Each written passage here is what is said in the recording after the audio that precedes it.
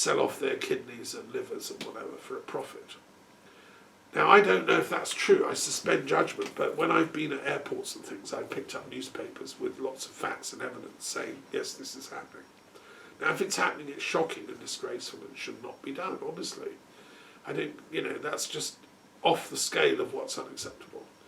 And if that's what the Chinese Communist Party has been doing secretly to these poor Falun Gong people, then they really should think again and stop doing it. And the world should somehow be bringing pressure on China to stick to human rights. I don't think it's within our human rights to have our organs forcibly harvested off us, to be killed and then, have your liver taken out or whatever. No, so shocking stuff. And if these poor Falun Gong people are at the front of that, receiving it, then I think that's, I don't think the gods are going to be very happy about that.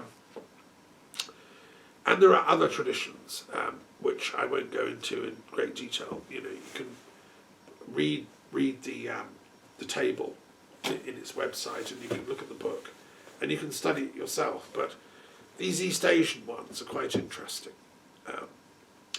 And yes, endless amounts of research could be done on them. And, maybe the final question we should ask is, are they true? And if so, which? I was asked a question at my class last night. I was teaching Enlightenment's course. And one of the students asked me, well, okay, here they all are. Of all these traditions, which is the best? Which is the most enlightened? Which should I follow?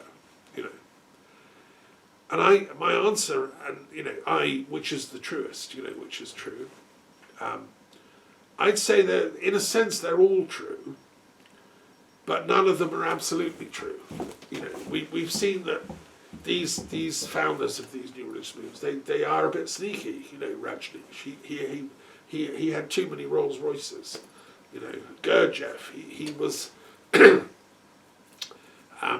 he had his own story going. So I think my view is that each of us should actualize our own spiritual enlightenment, and it will be different for each of us.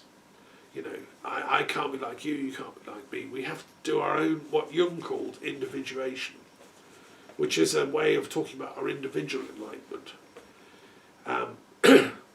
And I think if we do that, then we come to the one, unity, the great mystery, Allah, the absolute. But each of us gets there up our own route, as it were. So maybe, anyway, I don't know if that makes sense or is helpful. So I think they're all amazing, these new religions. But I wouldn't necessarily follow any of them. I want to find my own path up the mountain. And that's using, as it were, critical intellect or reason to think through the situation we're facing, because now in 2022 we're facing all kinds of threats and problems on the planet. That the heavenly hierarchy, if they exist, I think we need new religions to cope with, in effect. We have to think it all out. And we know the ones that didn't work, things like, violent communism didn't work, fascism didn't work, national populism didn't work, isn't working. Purely materialist science didn't work.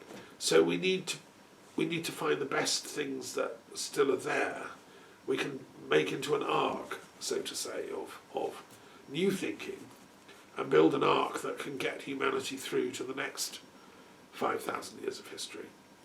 And above all, get rid of nuclear weapons and the threats that are happening, including biological weapons, which this pandemic might have been just an accidental leak from a biological weapons lab, so far as we know.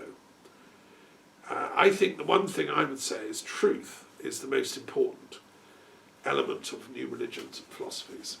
And if we all told the truth, the problems of the world would be solved. So that's the one magic ingredient I'd like to see. Okay, I'm going to finish there. That's thank you so much for listening, and I hope that's helpful. Yeah.